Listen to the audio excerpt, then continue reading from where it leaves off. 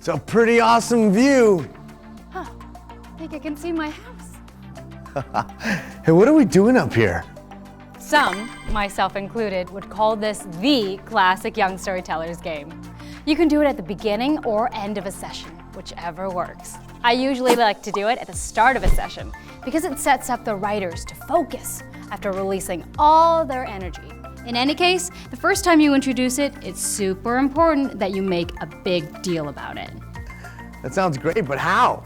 Tell the writers that this was developed by NASA for astronauts when their heads were too clogged up with science and information.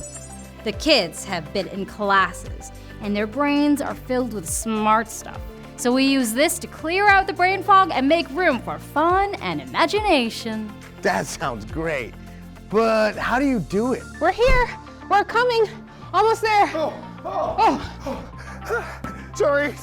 Sorry. Our Uber dropped us off on the dark side of the moon by accident. Well, that's okay. We are just getting started. Everyone starts by bending down so they are touching their toes. Then you count down. Then everyone stands up, waving their arms, screaming, letting out all that pent-up energy. Hang on, maybe we're a little close because if I'm waving my arms, I might hit Santino in his pretty face. Good point. Dan, why don't you and I just spread out a little bit?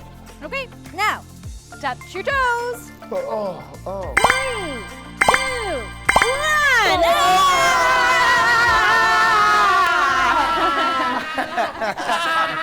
Okay. All right.